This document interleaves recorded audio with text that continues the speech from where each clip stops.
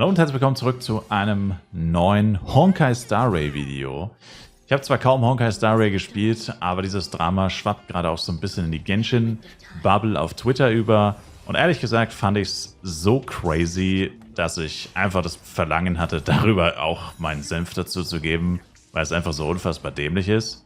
Und ich auch ein bisschen, ja, befürchte, dass sowas wahrscheinlich auch bald mal wieder zu Genshin kommen wird, beziehungsweise eigentlich ist es bei Genshin auch tagtäglich Thema. Und in der Genshin-Community bin ich drin. Honkai Star Rail bin ich so ein bisschen drin. Zumindest am Rande. Und ja, worum geht es natürlich um Robin. Ein neuer Charakter in Honkai Star Rail. Und was ist das Problem? Das Problem ist, dass manche Leute einen Elefanten aus einer Mücke machen oder die Mücke eigentlich gar nicht existieren und es Drama jetzt gibt über ein Thema, das sich manche Menschen eigentlich einfach nur ausgedacht haben.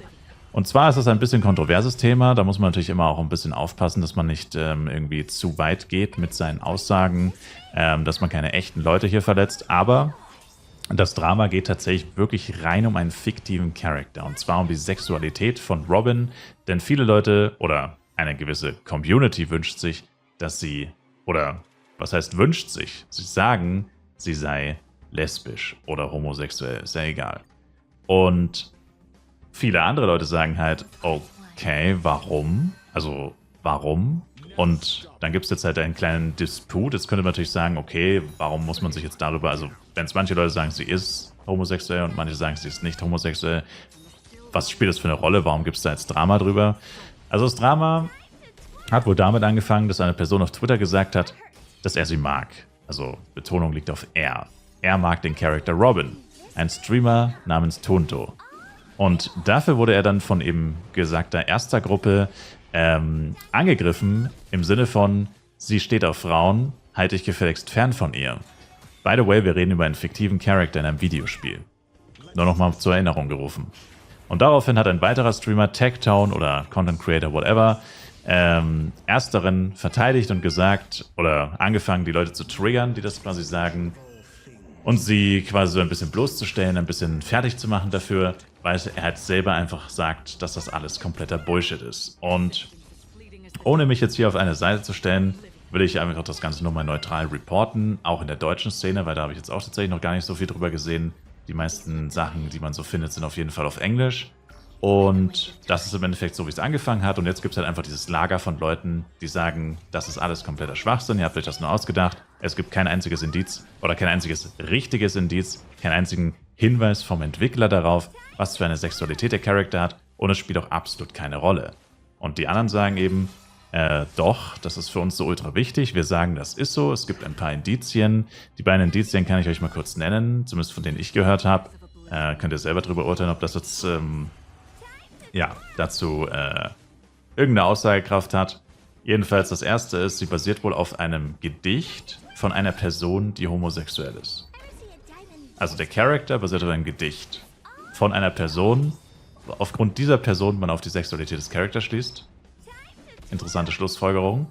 Und 3 Punkte unter ihrem Auge sollen die lesbische Flagge repräsentieren. Von der Farbe her. Also sie hat so 3 Punkte unterm Auge. Eigentlich sollen das wohl irgendwelche Kristalle oder Juwelen oder so sein.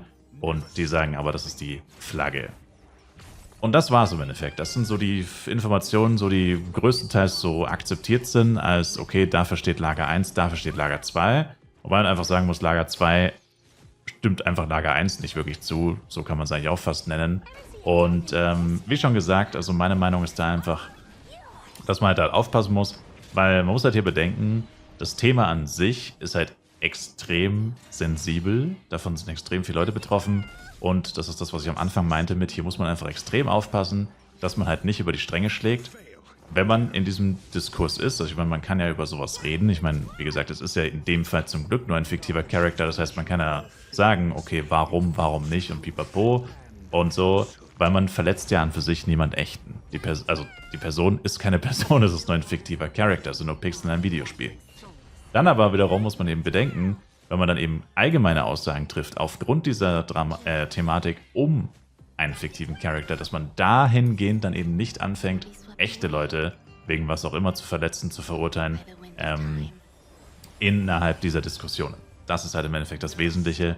Und das war es eigentlich auch schon, ja. Also das heißt, für manche Leute ist das, also muss auch so sagen, manche Leute treiben es halt auch ein bisschen generell, also jetzt nicht in dieser Thematik, sondern allgemein zu weit, mit diesen fiktiven Charakteren, wenn ihr euch noch daran erinnern könnt, das Genshin-Drama mit Wanderer.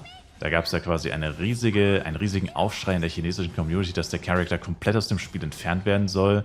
Die genauen Gründe spielen jetzt gar keine wirkliche Rolle. Aber es gibt halt einfach diesen Hang in der Gacha-Game, in der Genshin und auch in der Honkai Star Rail Community dazu, gewisse Sachen, das ist das mit der Mücke zum Elefanten, das ich meinte, so aufzublähen, so extrem ja, zu pushen einfach, also aus nichts etwas extrem Krasses zu machen, das eigentlich gar nicht existieren sollte, also Drama, das eigentlich gar nicht existieren sollte quasi, so aufzublähen, dass es quasi viral geht, ja, dass Leute davon hören, die überhaupt keinen Bezug dazu haben und sich fragen, ja, was ist denn da los? Da gibt es riesiges Drama, es ja, scheint ja ultra schlimm zu sein.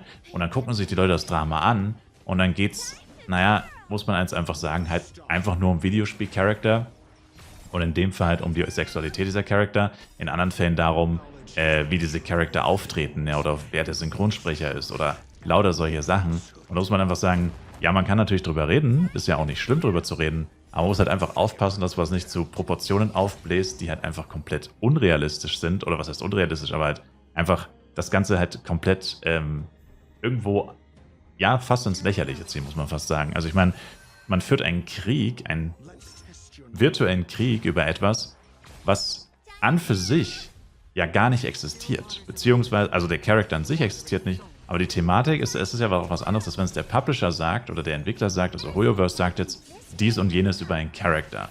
Also als Fakt, weil alles, was ich vorhin gesagt habe, um das es hier geht, also die Argumente für und gegen und whatever, das sind ja Sachen, die die Leute sich selber gesucht haben. Das sind keine Sachen, die Hoyoverse gesagt hat. Also die Sexualität des Charakters wurde nicht von Hoyoverse festgelegt. Das machen die, soweit ich weiß, auch gar nicht. Warum auch? Es sorgt nur für Drama, wie man sieht. Und das alles haben wir jetzt halt quasi vor uns und streiten letztendlich, also ich nicht, also wir im Sinne von die Community in dem Fall, streitet jetzt über etwas, was wie gesagt von der Community selbst geschaffen wurde. Also es gibt ein Monster, das von der Community selbst geschaffen wurde und das ist dieses Drama. Ja, und um diesen Charakter. Und man muss auch dazu sagen, was die Leute ja auch vielleicht bedenken müssen, weil da gehe ich jetzt vielleicht sogar fast ein bisschen zu weit, so ein Drama kann sich tatsächlich auch negativ auf das Game auswirken. Sicherlich gibt es jetzt nicht viele Leute, die sagen, oh Mann, ich habe von dem Drama mitbekommen, hat überhaupt keinen Sinn für mich ergeben, hast du das gehört, das ist so aus der Luft gegriffen, so ungefähr, das Spiel werde ich niemals spielen. Also im Sinne von negativer Werbung für das Spiel, dass wenn du jedes Mal über jeden Charakter dir irgendwas suchst, ja, und dann eine ganze Community überredest, da auch mitzumachen und dann führst du einen fiktiven Krieg über, wie gesagt, etwas, was faktisch quasi vom Entwickler gar nicht festgelegt wurde. Ja? Man weiß ja gar nicht, ob das so ist oder ob es nicht so ist. Und selbst wenn es so wäre, was spielt es für eine Rolle? Ich meine, deswegen kann da trotzdem jemand sagen, ja, er mag diesen Charakter und er hat jedes Recht dazu zu sagen, er mag diesen Charakter. Also einfach nur komplett hirnverbrannt, wenn ihr mich fragt. Also die Thematik selbst nicht hirnverbrannt, sondern die Thematik darum, alles so ins unendlich proportional, dimensional krasse zu ziehen, dass man sich als Außenstehender irgendwann einfach nur fragt, was bei den Leuten eigentlich los ist, dass sie so viel Zeit haben, sich über sowas so extrem aufzuregen. Aber wie gesagt, das war jetzt mal so kurz zusammengefasst, worum es so ungefähr geht. Wie gesagt, ich habe im Deutschen jetzt einfach nichts dazu gesehen. Mich jetzt selber interessiert, weil man davon sehr viel liest auf Twitter, wie gesagt, auch bei Genshin-Leuten. Und ich denke mal, der ein oder andere hat sich auch gefragt, was da los ist. Und falls ihr noch davon hören solltet, dann wisst ihr jetzt zumindest ungefähr, was abgeht. Und könnt euch da jetzt einfach gediegen raushalten, denn das ist, glaube ich, das Beste bei der Thematik. Lasst die Leute sagen, was sie wollen, ignoriert es einfach und ja, zieht euer eigenes Ding durch.